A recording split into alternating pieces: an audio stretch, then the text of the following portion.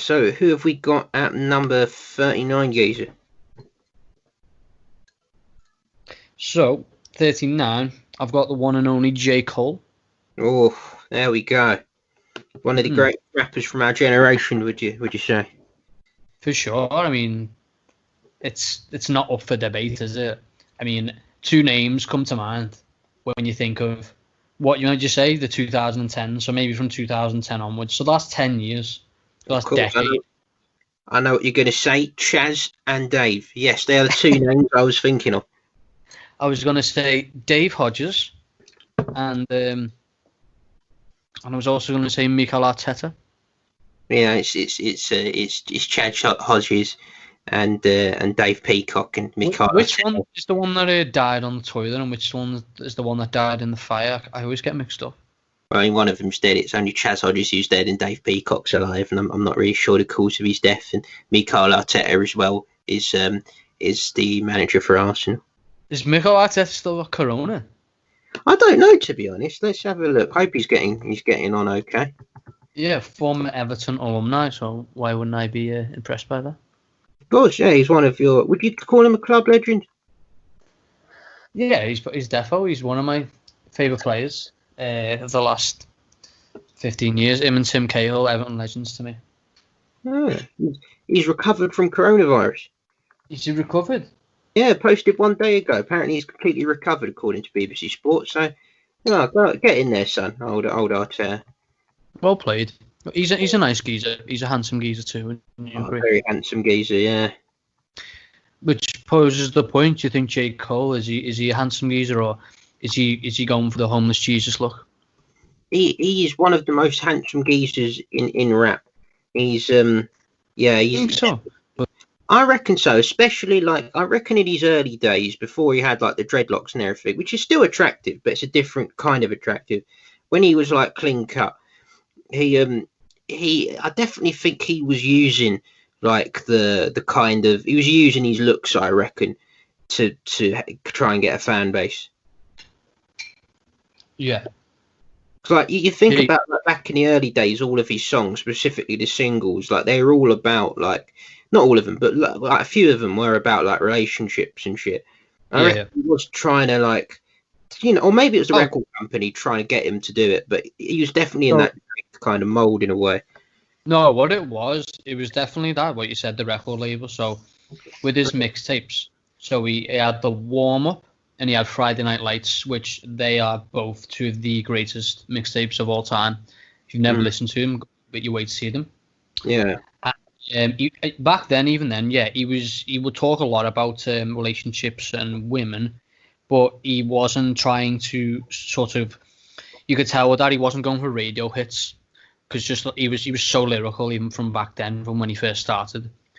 And but what happened was, when he first released his debut album, and obviously Jay-Z signed him to Roc Nation, called "Where the Sideline Story," that's what happened. They sort of tried to they wanted to make him a hit. They wanted him to be played on radio. So you had tunes like "Workout," and if you're a hardcore J. Cole fan like myself, a lot of people hate that song, because that's the epitome of that, trying to get a radio song, and that's obviously what spawned the song with "Let Nas Down." So that's the song where Nas hated on him, essentially, and said, you've got so much talent, you don't need to be making songs like that.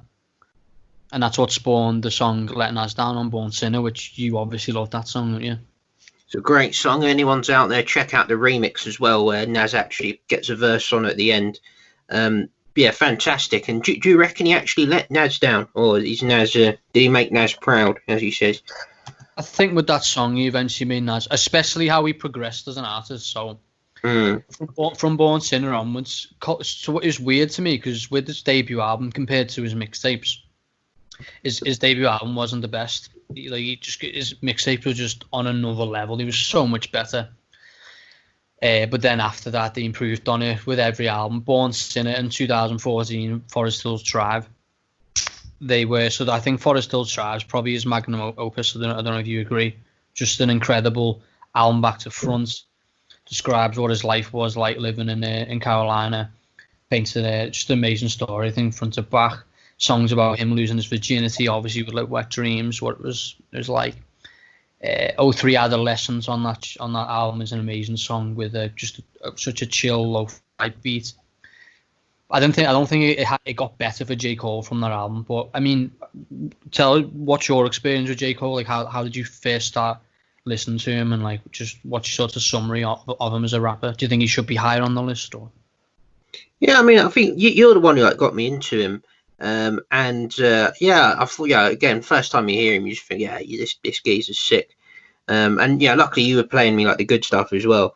He's quality. Forest Hills Drive was sick, but I also KOD, the second half of KOD, like I think everything from maybe like Kevin's Heart onwards, like especially those last brackets onwards, everything from that, I think that's his best works. All of them songs are insane, and all of them different from the last one as well.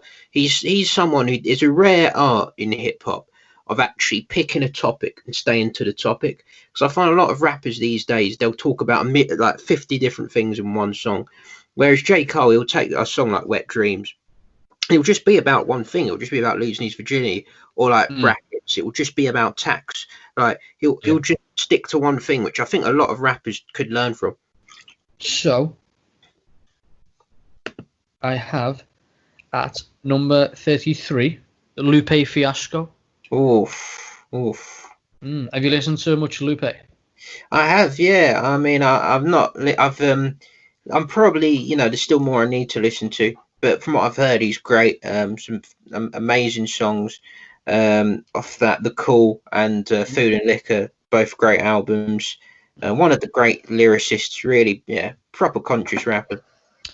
I don't think there's ever been a more conscious rapper, honestly. It's a lot of people. I'm happy to say I've finally. Well, I did. I snagged the ticket to see him in June, but that's probably not going to go ahead now. He's one of the people I've been wanting to see for so long since I was a kid, but it might not happen this year. Yeah, you might do it via YouTube or something, via Facebook Live. But anyway, he's a weird one, Lupe, in that he's such a layered individual, and it comes across in his rhymes.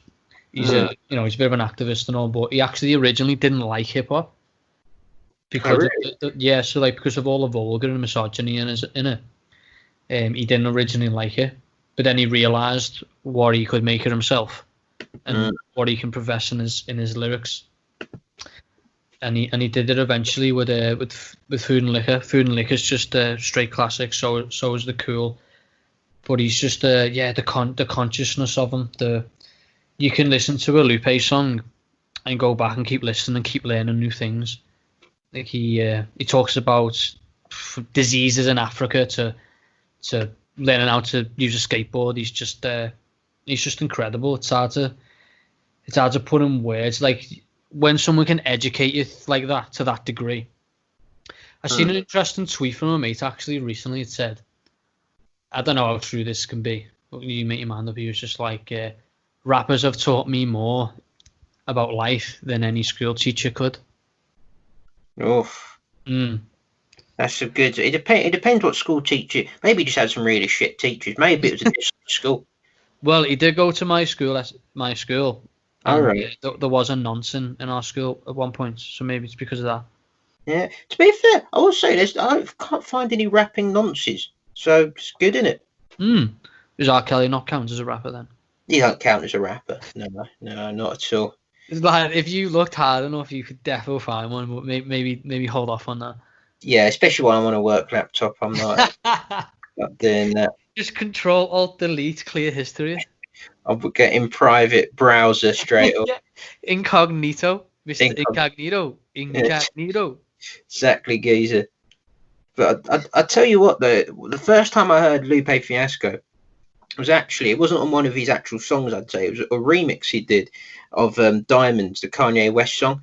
And oh my goodness, because that song Diamonds, especially like the remix with Jay-Z, he kind of talks about the diamond trade and that. And then I heard Lupe Fiasco, and he actually, it's like an essay. He gives you an essay. It's unbelievable. That's it, really. Like, listen to him. It's like doing a dissertation. It's like hearing a dissertation every time you listen to a song. It's just weird that you mention that, because a lot of people, most people, probably know Lupe just for his feature on Kanye's "Touch the Sky." That actually, that probably was the first time I actually did hear of him. To be fair, actually thinking about it, but yeah.